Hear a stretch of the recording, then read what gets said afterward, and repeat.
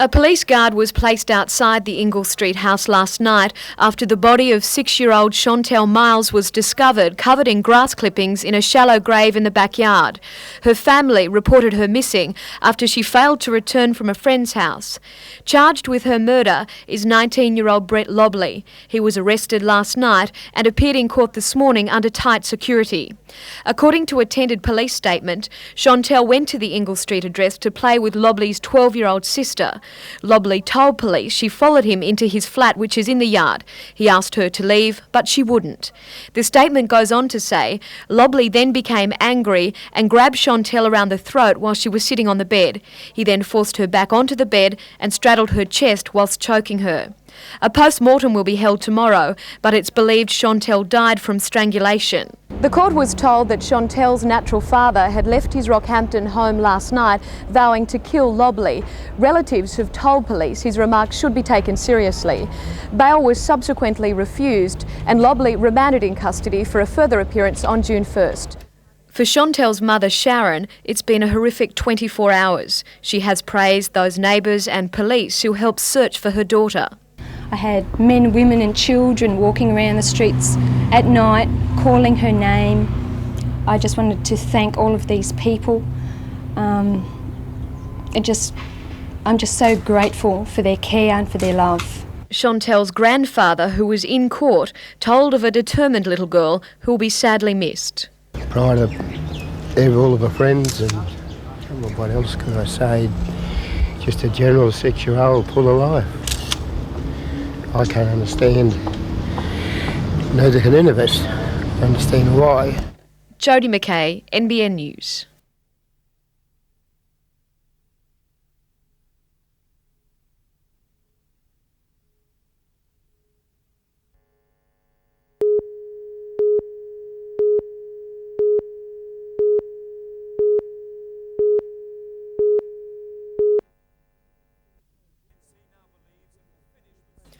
These home video pictures have become invaluable to investigators trying to determine what happened at Luscantire Airfield in the Hunter Valley yesterday afternoon. 31-year-old Lisa Maxwell from Sydney was strapped to the top of the Tiger Moth to perform for a group of 40 teenagers with cancer. 41-year-old Brisbane pilot Robert Copas took off, but then the trouble began.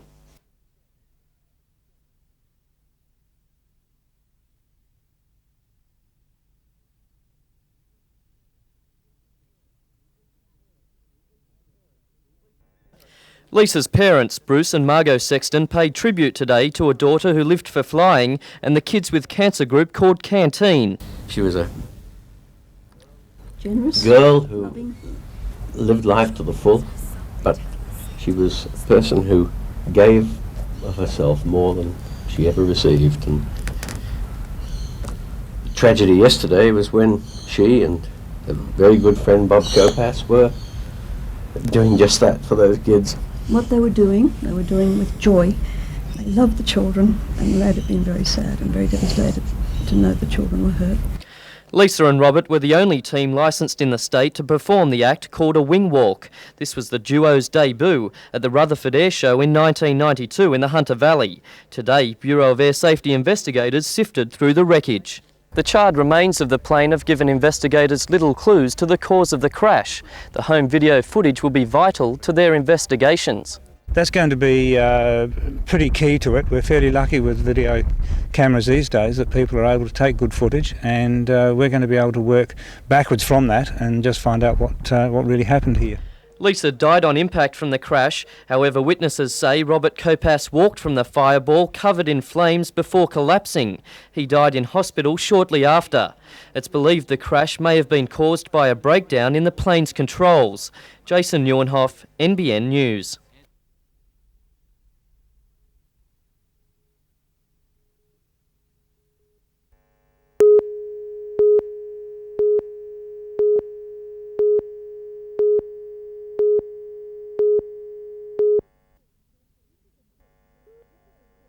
This is a court sketch of Wiccan when he was convicted in 1987. He was sentenced to 18 years jail for the kidnapping of a 2-year-old girl from a Charlestown house. She was sexually assaulted in Boomerang Park at Mayfield and left to wander alone. Police have launched a full-scale search for Wiccan. He and 21-year-old Wayne Wilmont, also charged with abduction, were last seen at a 5:30 muster yesterday. Wilmont was recaptured this morning around 40 kilometres east of Canberra. Well, the escapees are intercepted on the highway, and one was pursued by police into bushland. The police lost sight of him, and we're continuing to search for him at the moment. We have approximately 15 police on the ground. A short time ago, police were closing in on a property beside Lake George near Canberra. They believe Wiccan is hiding in bushland there. Jodie McKay, NBN News.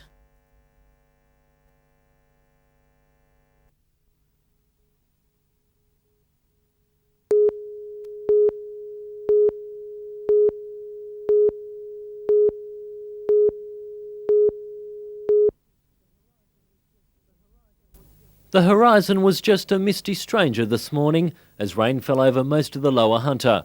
Gauges topped 150 millimetres in some areas, turning footpaths into channels and roads into rivers. Flash flooding overcame parts of Cardiff, Warners Bay, Bennett's Green and Bolton Point. Cardiff got its new swimming pool earlier than expected, but not where it expected, at the local soccer ground. Warners Bay High School students were given the day off after the school was flooded. Newcastle's industrial area became the city's second harbour as vehicles were swamped by water. Once the traffic started to flow, the crashes followed. This collision between a council truck and a van at the intersection of Lexington Parade and Park Avenue in Katara. The driver of the van was taken to John Hunter Hospital with a cut to the head, her son visibly distressed by the incident. The heavy rain also caused sewage overflow problems for some Warners Bay residents near the Esplanade, where sewage overflowed onto footpaths. Not happy at all. The rain was supported by strong winds at Nobbies, with gusts recorded up to 80 kilometres an hour. But the strong southerly was perfect for hang glider Ross Duncan, who flew from Dixon Park to Stockton this morning. His first stop, the local pub. And did he have some story to tell the barmaid? Got up, saw the storm coming. Got some good lift in front of the storm, flew across the lake, always wanted to come here to Stockton, so I flew overseas. More showers are expected, with the weather to clear up by Thursday, but rain to return by the weekend. Richard O'Leary, NBN News.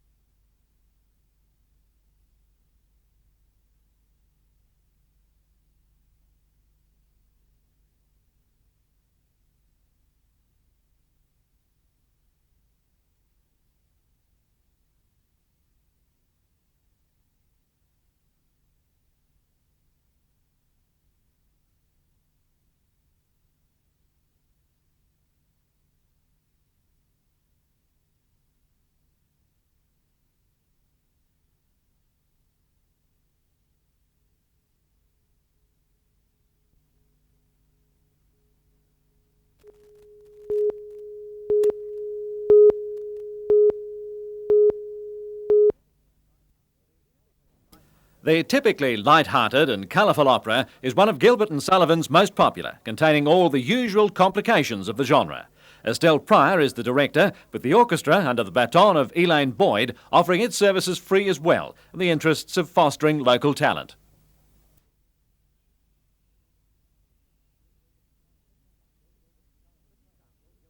The Newcastle Gilbert and Sullivan Players Group has been around since 1952, with the company being continually refreshed with younger talent through the years. This time around, stalwart John Dickerson plays the leading role of the Duke of Plaza Toro, who goes in search of the heir to the throne of Baratavia. Of course, in usual fashion, the story's not that simple, and you have the chance to find out the rest of the tale tonight and tomorrow night at Newcastle City Hall, and next Friday and Saturday nights as well.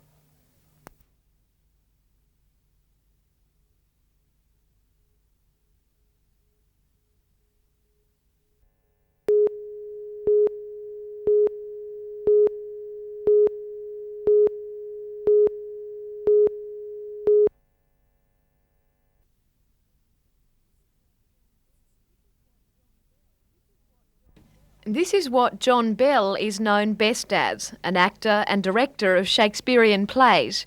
His company recently opened their current Australian season in Newcastle with performances of Macbeth and The Taming of the Shrew. Today, though, John Bell became Dr. John Bell when he was awarded an honorary degree of Doctors of Letters at Newcastle University.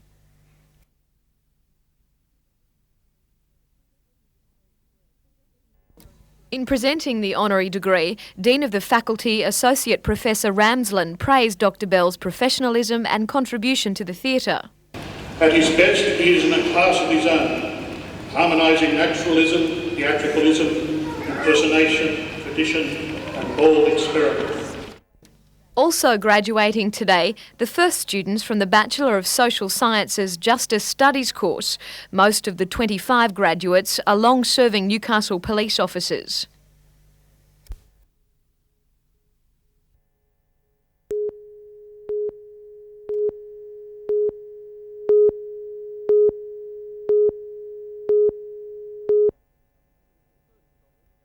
First stop for the Governor was Allan Bull Reserve at Hunter River Estate. It's always a great pleasure to come back to Singleton, a town of which I have many fond memories. I lived here when I was a boy during the early war years. The reserve has a children's playground and rugby union field for local team Singleton Pirates. It is named after the late Mayor of Singleton, Allan Bull, whose granddaughter Emily today christened it. He'd be thrilled to bits to see all this happening today. The nearby $15 million Oban Vale water treatment plant was the next stop for the Governor. When Singleton first tapped into Glennis Creek Dam in 1988, they found the water had extremely high levels of manganese. This new treatment plant has stopped that problem with its high-tech filtration system. It filters the water through coal and gravel after adding chemicals to cause the solids to come out of the water. Last but not least was the official opening of the Singleton Heights RSL Club. The $3.5 million development will offer function facilities, tennis courts, a bistro and tab. Jason Newhoff, NBN News.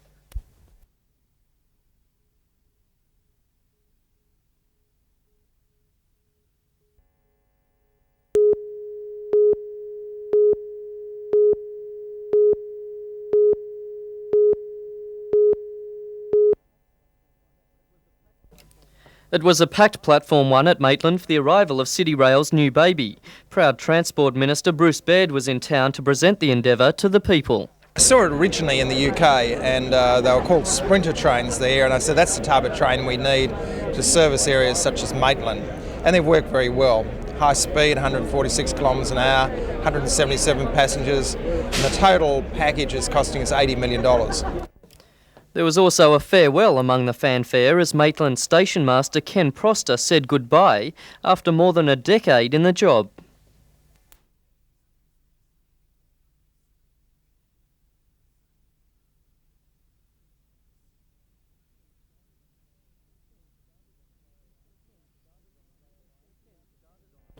Ken started on the rail lines about the same time the Red Rattlers were introduced more than 40 years ago.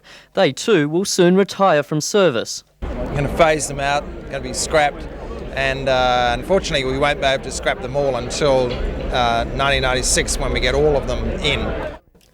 Some of the other impressive features of the endeavour include carpeting on the floors, heating panels in the floors and walls, air conditioning and tinted windows. Free trips will be offered on the endeavour throughout this weekend.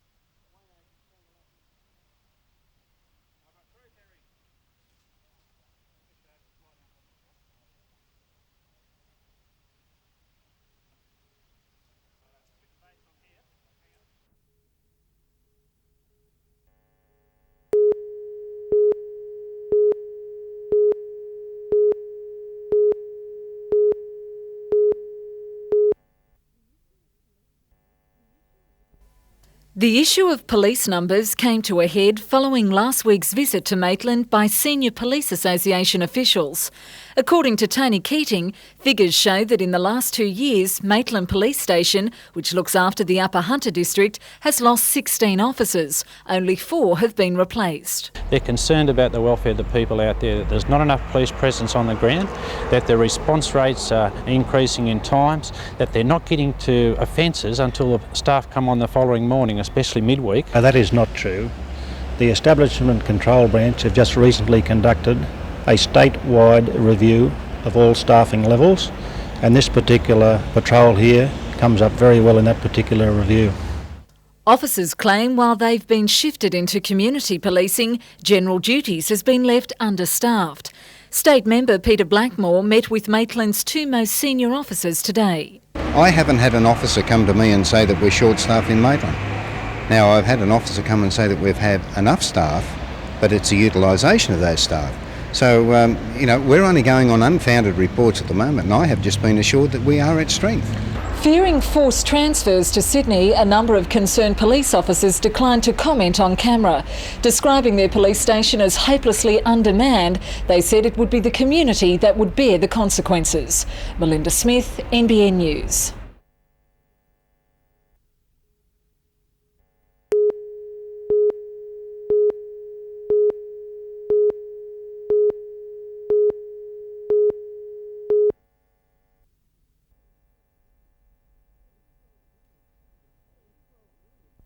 Nearly 12 million tonnes of coal was blasted, carried away and exported from the Mount Thorley and Hunter Valley mines last year. This reaped a $32 million profit for Coal and Allied, which is owned by CRA. But the company says it must reduce its workforce to protect future profits. The company says to compete in a tough international market, it has to improve its efficiency. That means less workers to produce the same amount of coal. The mines lay idle briefly today as miners were told of the voluntary redundancies. The company claims not one of its 1,300 mine employees will be forced out of a job. The United Mine Workers Federation says it vindicates the walkout by Northern mine workers 2.5 months ago that called for a moratorium on job losses. This offer today, even though that it's not a forced redundancy position, it is a slacking off or a reduction of jobs in the industry. The union says the voluntary redundancies have further undermined confidence in the industry, as the open cut mines were 2 of the most profitable in the region. Well, it's certainly disturbing because if you spread that broadly across the industry and you look at some of the companies that have got some difficulties, certainly greater difficulties than CRA, you wonder about what their future is. The union will meet with company representatives in Singleton tomorrow.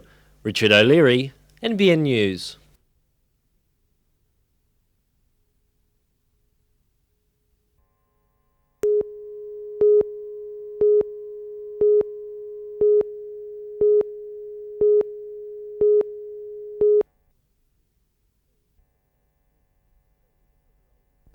"34-year-old Ibrahim was taken to Cessnock Court under police escort after spending the last week at Maitland Jail after being transferred for his own protection following the death. It's alleged Ibrahim fatally stabbed fellow Cessnock Correctional Centre prisoner Clarence English after a disagreement on Sunday, May 1. Ibrahim pleaded not guilty to the charge in a brief sitting of the court. His solicitor, Peter Cleaves, complained about his client's treatment since being arrested for the murder. He claimed the defendant hasn't been able to take a shower or change his clothes for a week. Bail wasn't applied for as Ibrahim still has 17 months to serve of his 5-year sentence for armed robbery. The case has been adjourned until May 23 so the defence can gather further evidence for its case. Richard O'Leary, NBN News.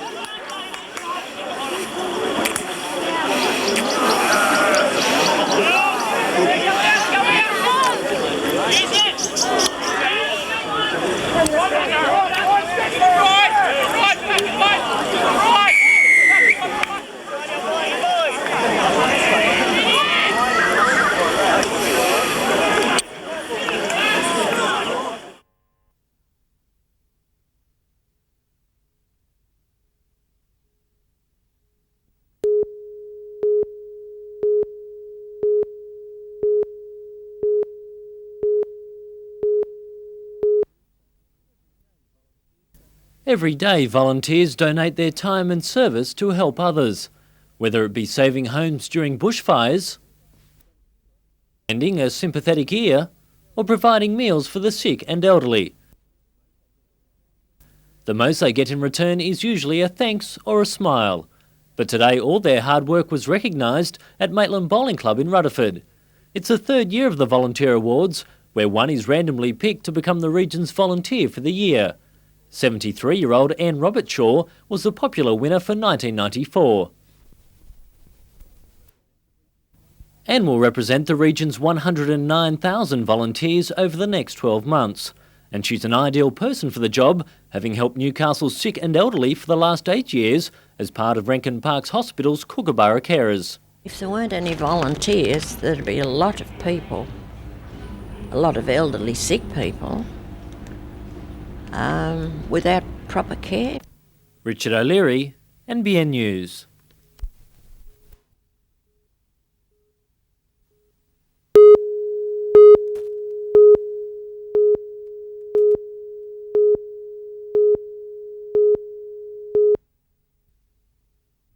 Sydney-based developer Mirvac Homes wants to build 48 three-bedroom townhouses and 45 3- and 4-bedroom cottages on this site at Carrington. The project will cater predominantly for first home buyers, but it hopes to attract interest from retirees and investors. The proposal has been criticised by Associate Professor Lindsay Johnston, Chairman of the Royal Australian Institute of Architects. Well, I was very disappointed when I saw the house designs and the proposal to build a low-density development. I think it's very lacking in imagination. A spokesperson from the company says the development is in line with council guidelines. Newcastle City Council will consider the development application tonight. Councillor Peter Brett has already signalled his intention to vote in favour of the project. It's an excellent project, and the developer, when he was picked by Honeysuckle, has been in full consultation with the council officers and the Planning Services Department of Council, and we're quite happy with the way it's going. Mirvac Homes says if the project gets the green light, it will start construction in approximately 6 months. Jane Anderson, NBN News.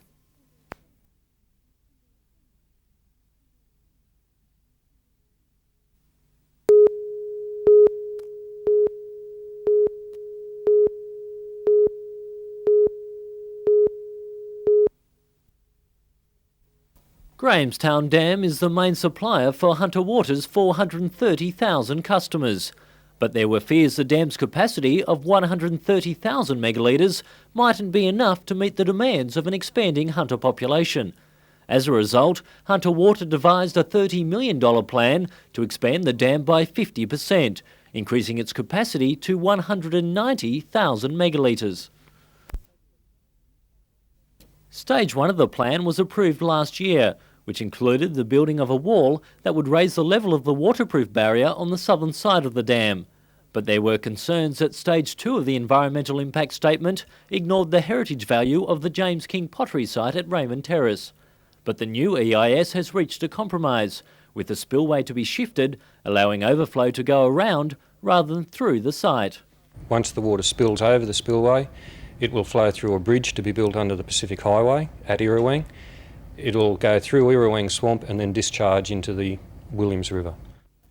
The EIS will go on public display for the next month, before the Minister for Planning makes his decision on the development. But it'll be at least 3 years before the expansion is finished. Richard O'Leary, NBN News.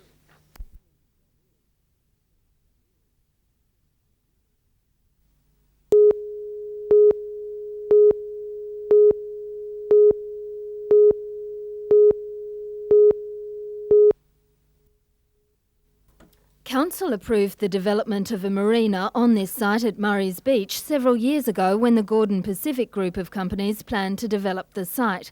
When the James Mullen Group took over the Pinny Beach site, the company inherited that consent. However, last night the company asked Council to approve the construction of an amended marina proposal.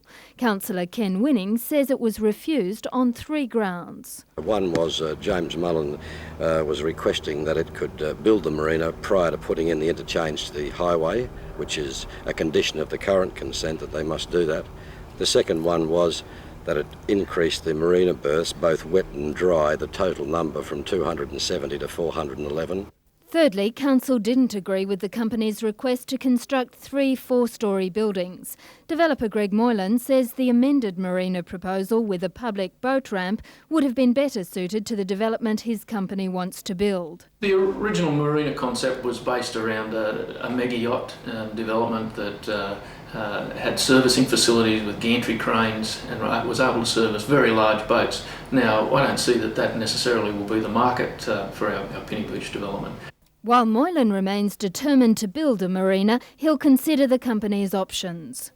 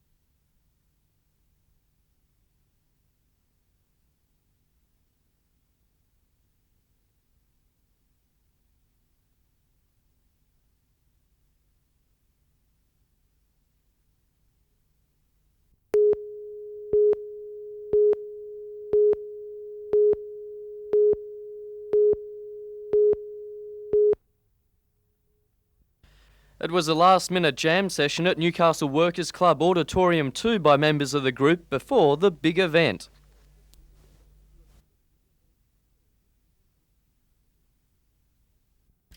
Mayfest is the product of the Workers' Cultural Action Committee. The festival has been organised to mark the group's 20th anniversary and as a tribute to Newcastle art and work life. It's a bit based along the lines of the Glasgow Mayfest, which happens there in Glasgow in Scotland annually. I suppose we're trying to, with these humble beginnings, hopefully it's going to become a huge event in on the national arts calendar. You know, hopefully everyone is going to come to Newcastle in May for the Mayfest. Local employer BHP has an unusual exhibition at Mayfest called All Things Are an Exchange of Fire. It's a display of photography, music and text telling the story of a steelworker. The highlight of the event is expected to be tonight's performance by the Community Opera. It's kind of like a cast of about 50 or 60 musicians who are going to put on this huge kind of opera where everyone is in it at the same time, and the music gets blended, and it's just a really great celebration of the amount of people that work on a musical level here in Newcastle, and finally we get to do something together. Mayfest will run for a week at Newcastle Workers Club with performances each night ranging from theatre to dance to music.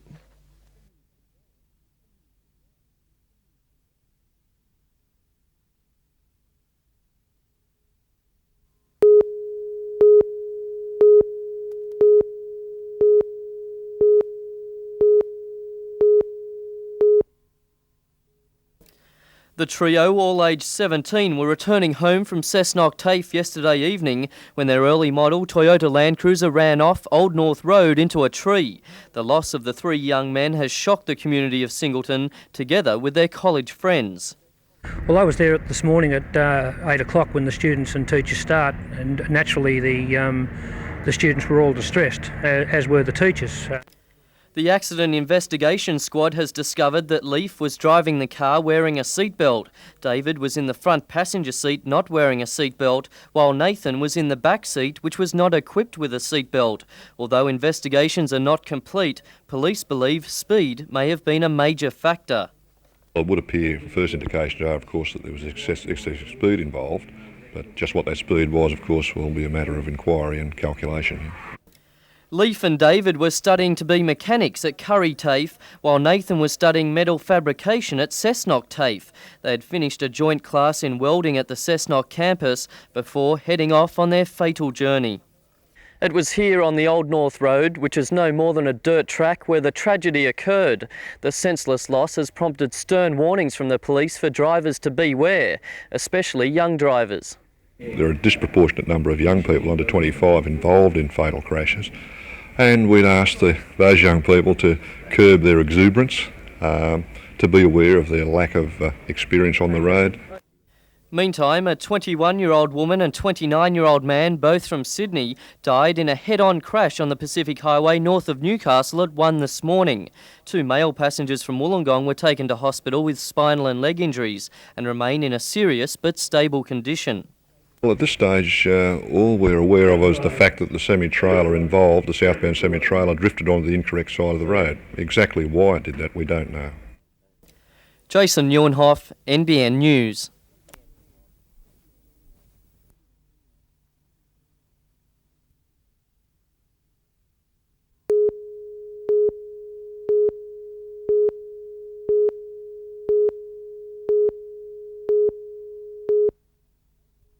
Nobody under 18 in the world can beat Wayne Bristow over the 3,000-metre steeplechase. Rankings just out have the 17-year-old as number 1, and it's come as a pleasant surprise.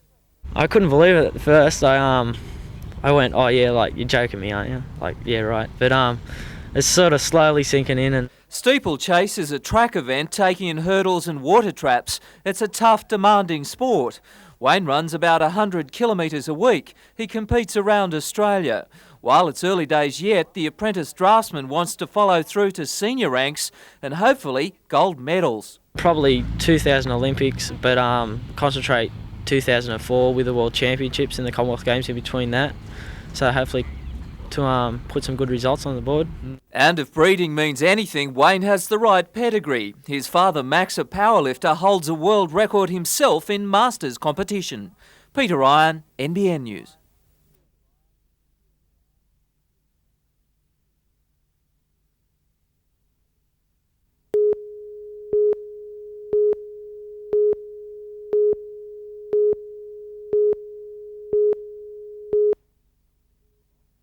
In bowling circles, John Snell and Sam Lagutsa are top guns, and this competition was a real shootout.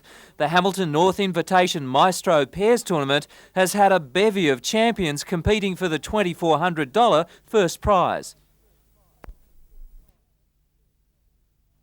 In the final, Snell, who won a silver medal at the Commonwealth Games, teamed with Summers, and Lagutsa, who won gold at the Pacific Games, teamed with Hoffmeyer. Snell's team took an early lead 8-0 and then went on with it over 20 ends to win 27-16.